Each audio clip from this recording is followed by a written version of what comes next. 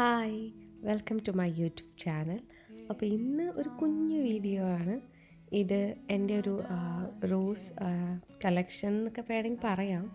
പക്ഷെ ബാക്ക് യാർഡിലുള്ള ഒരു റോസ് ബുഷാണ്, വൈനിങ് റോസാണ്. എൻ്റെ ഭയങ്കര ഫേവററ്റ് ആയിട്ടുള്ള ഒരു റോസാണിത്.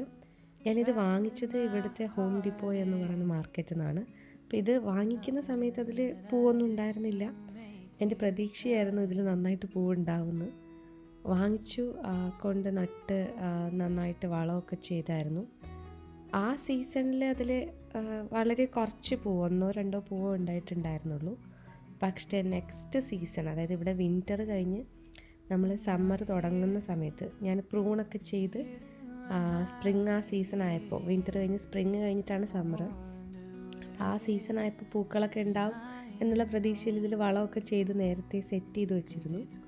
ആ സീസണിൽ ഉണ്ടായ പൂവെന്ന് പറഞ്ഞാൽ ഞാൻ ആ വീഡിയോ ഒക്കെ എടുത്ത് ഇൻസ്റ്റഗ്രാമിലൊക്കെ ഇട്ടിരുന്നു. എല്ലാവരും വന്ന് ചോദിക്കുമായിരുന്നു ഇതെവിടെ നിന്നാണ് വാങ്ങിച്ചതെന്നൊക്കെ.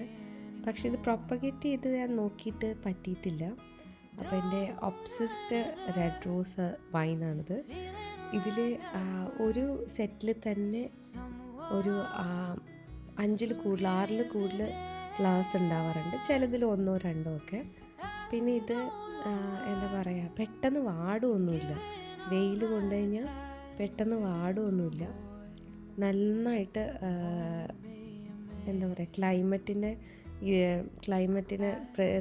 ക്ലൈമറ്റിനോട് നന്നായിട്ട് ഫൈറ്റ് ചെയ്ത് നിൽക്കുന്ന തരം റോസാണെന്നായിട്ടാണ് എനിക്ക് തോന്നിയത്. അതുമാത്രമല്ല, മഴ വന്നാൽ ഇത് കൊഴിഞ്ഞു പോവില്ല. ഇതിൻ്റെ ആ സ്റ്റെമ്മിൽ നന്നായിട്ട് പിടിച്ചിരിക്കണ പോലെ, അതായത് പെറ്റൽസ് സാധാരണ മിക്ക റോസുകളും മഴയൊക്കെ വന്നു കഴിഞ്ഞാൽ ആ പെറ്റൽസ് ആ തണ്ടിൽ നിന്ന് പോകുമല്ലോ. ഇതങ്ങനെയല്ല, ഇത് നന്നായിട്ട് നിൽക്കും. പിന്നെ ഒരു 2 ആഴ്ചയൊക്കെ ആകുമ്പോഴേക്കും വെയിലൊക്കെ കൂടുന്നതനുസരിച്ച് ഇത് ചെറുതായിട്ടൊന്ന് വാടിയുന്നതിനേക്കാളും ഉണങ്ങി തുടങ്ങും. ഒരു ചെറിയ വെയിൽ ഈ ഏരിയയിലേക്ക് നന്നായിട്ട് കിട്ടുന്നുണ്ട്. അപ്പോൾ അതുകൊണ്ട് നന്നായിട്ട് അതൊന്ന് കരിഞ്ഞു തുടങ്ങുന്ന പോലെ തോന്നും. പിന്നെ ഞാൻ ഒന്നുകൂടെയും പ്രൂൺ ചെയ്ത് നിർത്തും. അപ്പോൾ ആ സീസണിൽ, അതായത് വിൻ്റർ കഴിഞ്ഞ് സ്പ്രിങ് സമയത്താണ് ഇത് ഇത്രമാത്രം പൂക്കുന്നത്. നിങ്ങൾക്ക് കാണാൻ പറ്റും. ഇത് ഞാൻ ബാക്ക് യാർഡിൽ 2 പില്ലർ ഉണ്ടായാലും ഒരു പില്ലറിലാണ് ഇത് ചെയ്തേക്കുന്നത്. അപ്പോൾ നന്നായിട്ട് പ്രൂൺ ചെയ്ത് കൊടുക്കും. പിന്നെ നന്നായിട്ട് ഞാനിങ്ങനെ കയറ്റി വിടാറില്ല.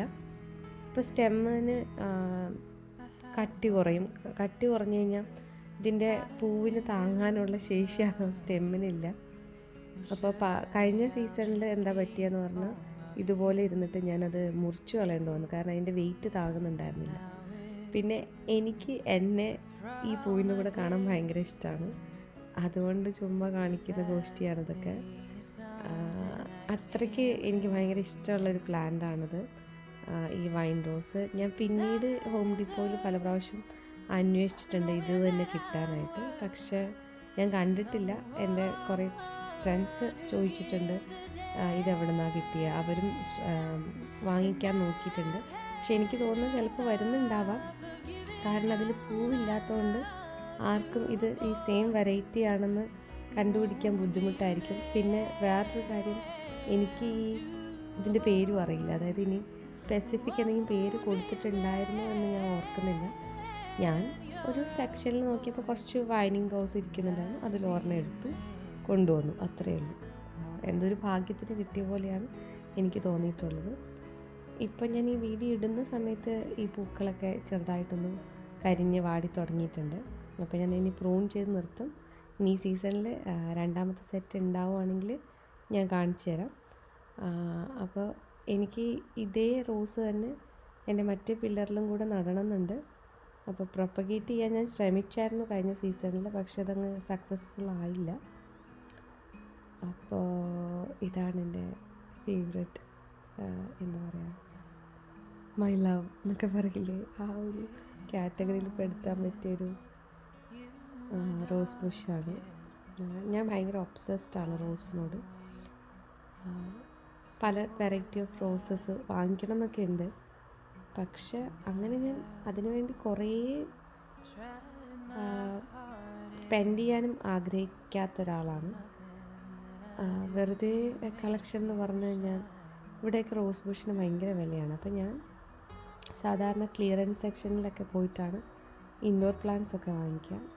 ഇവിടെ പല കടകളും ഉണ്ട്, പിന്നെ ക്ലിയറൻസ് സെക്ഷൻ ഉണ്ട്.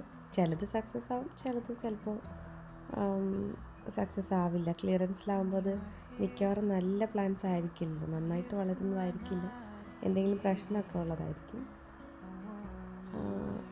ഞാനങ്ങനെ കൂടുതൽ സ്പെൻഡ് ചെയ്ത് ചെടികൾ കളക്ട് ചെയ്യാൻ ശ്രമിക്കാറില്ല. അധികം കളക്ഷനൊന്നും ഇല്ല കേട്ടോ. ഇവിടെ ചില യൂട്യൂബ് ചാനലിൽ അവർക്ക് പ്ലാന്റ്സിൽ ഭയങ്കര കളക്ഷൻസൊക്കെ ഉണ്ടാവും. അങ്ങനെ എനിക്ക് ഭയങ്കര അധികം കളക്ഷൻസ് ഒന്നുമില്ല. നിങ്ങൾക്കിത് ഈ ഒരു ബൊക്കെ പോലെ കാണുമ്പോൾ അറിയാം, ഇതിലൊരു 5-8 പൂക്കളുണ്ട്. ഇനി വേറെ ഒരെണ്ണം കൂടെ ഞാൻ കാണിച്ചു തരാം, റോസ്. അതിൽ ഞാൻ കൗണ്ട് ചെയ്ത സമയത്ത് അതിൽ 11 പൂവാണ് ഉണ്ടായിരുന്നത്. പിന്നെ ഞാൻ ഒന്നുകൂടെ നോക്കിയപ്പോൾ അതിൽ 12 പൂവോളം ഉണ്ട്. ഒരു ബൊക്കെ പോലെ വരുന്ന ഒരു തണ്ടിൽ തന്നെയുള്ള ഒരു കൊല എന്നൊക്കെ പറയില്ല, ഒരു കൊലയിലുള്ള ആ ഒരു പൂവിന് 12 പൂക്കളുണ്ട്. ഇപ്രാവശ്യം ഞാൻ നന്നായിട്ടത് ടൈ ചെയ്തൊക്കെ കൊടുത്തിട്ടുണ്ട്, പിന്നെ നന്നായിട്ട് ട്രിം ചെയ്ത് നിർത്തിയുണ്ട്. പുതുതായിട്ട് വന്ന തണ്ടിനൊക്കെ അത്യാവശ്യം കട്ടിയുണ്ട്. അതുകൊണ്ട് ആ റോസിനെ ഹോൾഡ് ചെയ്യാനുള്ള കഴിവ് ആ തണ്ടിനുണ്ട്. അപ്പോൾ എല്ലാവർക്കും ഈ വീഡിയോ ഇഷ്ടമായെന്ന് വിചാരിക്കുന്നു. ചുമ്മാ എല്ലാവരോടും സംസാരിച്ച് എൻ്റെ ഈ റോസ് ബുഷ് ഒന്ന് കാണിക്കണം എന്ന് വിചാരിച്ചിരുന്നു. ഇതുപോലെയുള്ള വേറൊരു റോസിൻ്റെ വെറൈറ്റി ഞാൻ അടുത്ത വീഡിയോയിൽ ഇടുന്നതായിരിക്കും. അതും എൻ്റെ ഫേവറേറ്റാണ്, എല്ലാം എൻ്റെ ഫേവറേറ്റാണ്. പക്ഷേ അതിൽ ഫസ്റ്റ് പ്ലേസ് എന്നൊക്കെ പറയുന്നത് ഈ റോസ് തന്നെയാണ്.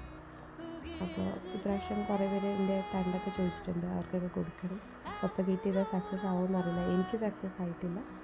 ഇനിയിപ്പോൾ വാങ്ങിക്കുന്നവർക്ക് ചിലപ്പോൾ അവർക്ക് പ്രൊപ്പഗേറ്റ് ചെയ്യാൻ പറ്റിയാലോ. ഞാൻ ഇപ്രാവശ്യം കൂടെ ട്രൈ ചെയ്യുന്നുണ്ട്. അപ്പോൾ മറ്റൊരു വീഡിയോ ആയിട്ട് കാണാം. Thank you.